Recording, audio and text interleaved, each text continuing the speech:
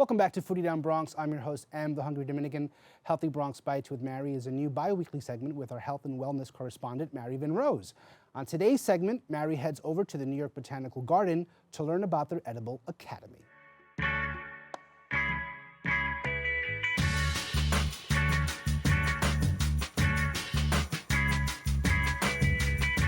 Hi, MN viewers. This is Healthy Bronx Bites with Mary. I'm your host, Mary Van Rose. We're excited to be at the beautiful New York Botanical Garden in the Bronx to learn more about their state-of-the-art educational facility called the Edible Academy. I'm happy to be joined by Gianna Braca, the garden educator here at the Edible Academy. So hi Gianna, I just want to say thank you so much for joining me today. So I want to know a little bit more about the Edible Academy here at the New York Botanical Gardens. Yes, thanks Mary. So I've been a garden educator here for about 6 years now, but the Edible Academy site that we're in right now is actually only about 1.5 years old. Before this, we were on the same lands, but we were gardening outside only. So this is a sustainable, state-of-the-art building. Now it's very exciting that we're able to host classes all year long and visitors as well. So how did you get involved with this? Because this is not a normal job title. Yeah. So I grew up coming to the garden. I have such fond memories of when I was young. My family would take me here. I went with school. So in my heart, this was just always like a really great place for me to come. I just always loved it. And being more exposed to fresh, healthy foods, learning different recipes, going to farmers markets, which I never really grew up going to. Being exposed to that at school made me really make the connection that growing food in urban landscapes is definitely possible. And that's something I feel really passionate about. I want to be Why are you teaching passionate about it? It's so important. Especially in the Bronx. It's especially in the Bronx. I work with kids every day. They live right here, right in the Bronx, and they're a little bit afraid, and all kids too, are afraid to try new healthy foods. But if they grow them, if they see them in the garden, it's a really hands-on activity. They really take ownership of harvesting the plants, identifying those plants, and then bringing those plants inside to cook. They're more inclined to try it and make healthy choices and maybe live healthier lives. And the kids love it. It's very fun, and it's really meaningful for me too to feel like I'm making a difference in my community. Oh, I love that. So this is your community. You're here for the community, and the kids here. That's amazing. Yeah, I feel very passionate about helping the Bronx and New York City. Thank you. I know we have these amazing goodies that you actually brought in from the garden just yesterday, and you're going to make us this amazing salad. So can you tell us, how do we prep this salad? First, what is it called? Yes, so today I'm making a Winter Crop Slaw, and the reason why I chose this recipe was for a few reasons. One, it's highlighting a lot of things that a lot of produce that we grow in our garden. Two, because you will find a lot of these things in the farmers markets and grocery store around this time of year, and they'll tend to be a lot fresher. So I chose to highlight these delicious different ingredients today. So what's the first one we need to make this slaw? The first one I'm going to use is called a purple or red cabbage here. I am going to use about a quarter of it. I like to cut it in half and then quarter. And today the tool that we're going to be using for the slaw is a box grater. So I really like this box grater. It has many different size blades.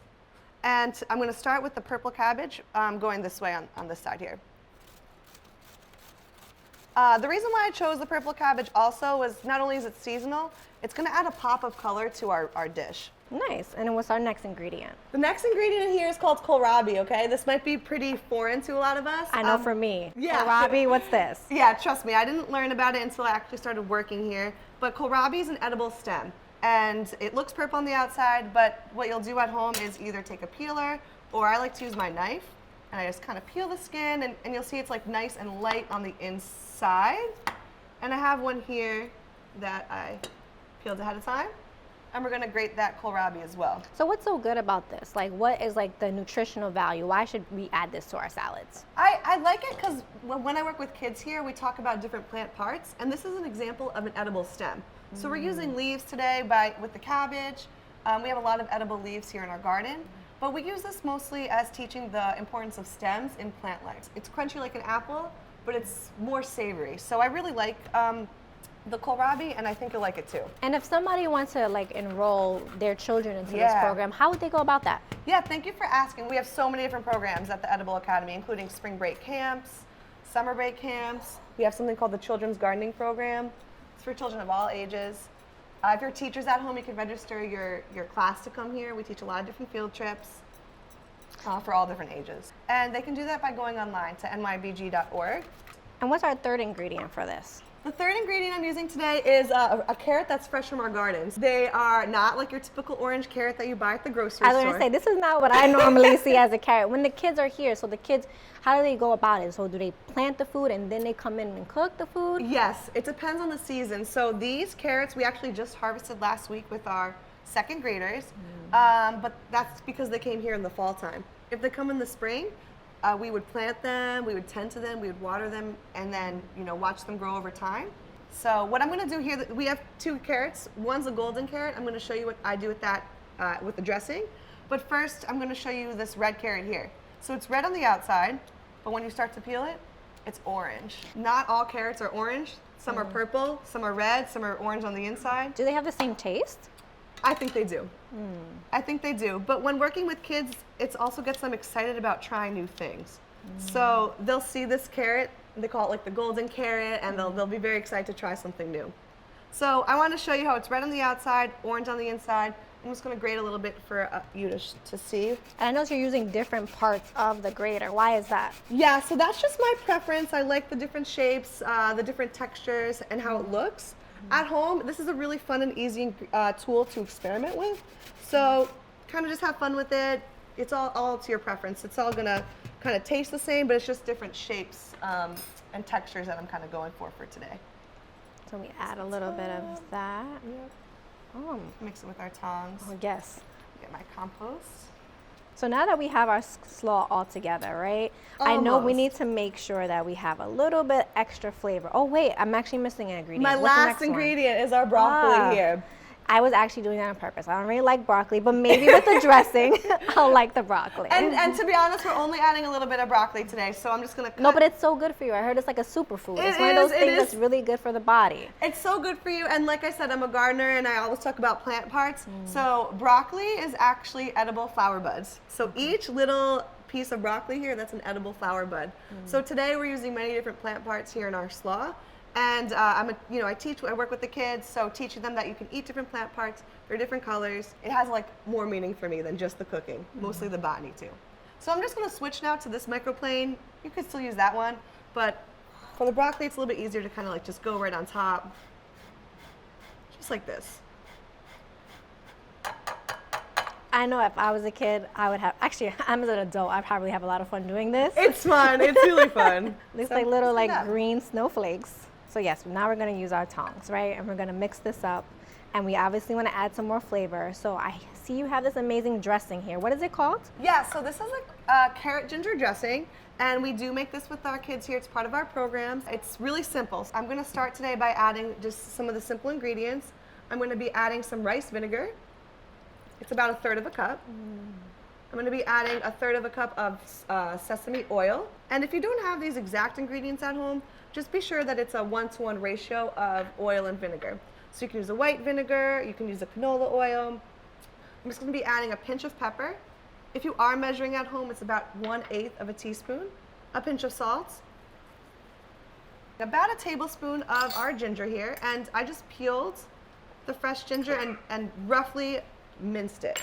Very roughly, because I'm gonna be using it here in my immersion blender. So for those of us at home who don't have any culinary skills, so what does mincing mean? Oh, thank you. So mincing means just chopping things very small. Got it. Very small. I'm going to be using juice from one lime. This is my little trick here. I kind of just like push on it. It gets it a little bit easier to get the juice out. I have my citrus squeezer here, so it makes it really easy to juice things. Yeah, I have to buy one because I keep squeezing it and it gets in my eye and it's just Yes. like a mess. Well, I have a trick I'm going to show you too. So that's with 1/2 of the lime. The other half I'm going to use, because I know not everybody has that at home. I personally don't.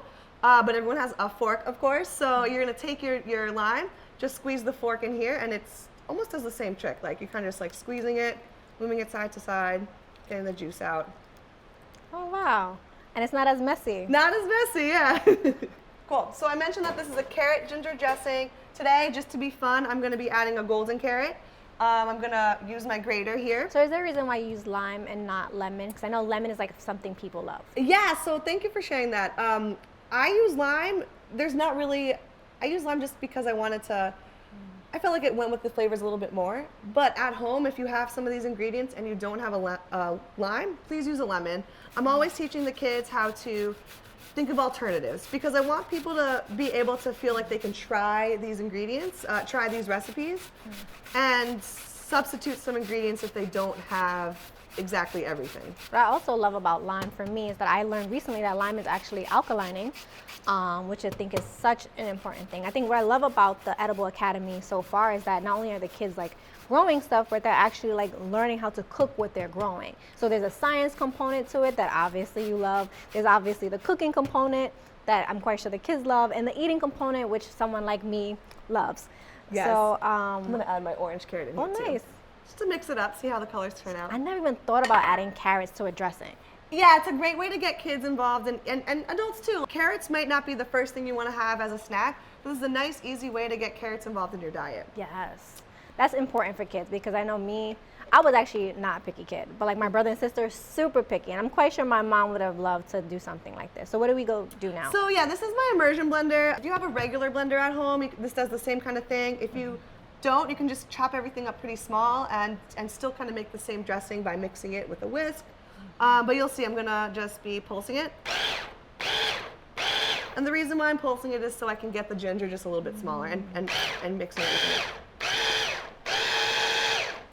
Just like that. So pretty simple. It's really easy to make a lot of salad dressings. I make them with kids all the time. I make them at home. To me, it's like a lot healthier than just buying what I see at the store. There's Why a lot is of that? additives. Oh, okay. There's a lot of sugars, I think, in the store-bought salad dressings, and for me, it's so simple just to whip something up at home. So I'm gonna mix in some of our orange carrot dressing. I made this before. It's our golden carrot dressing, so just to kind of, it's all the same ingredients, but just mixing up the colors.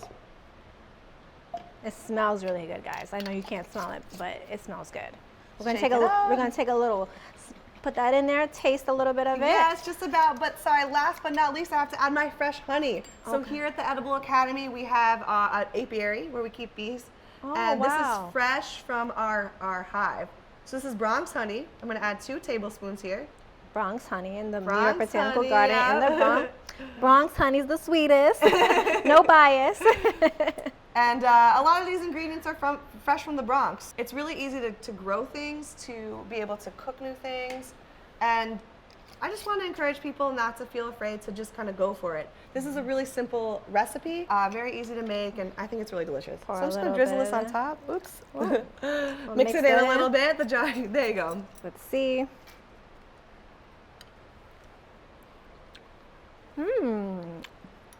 It's like tangy and crunchy. I like crunchy. That's really good, guys.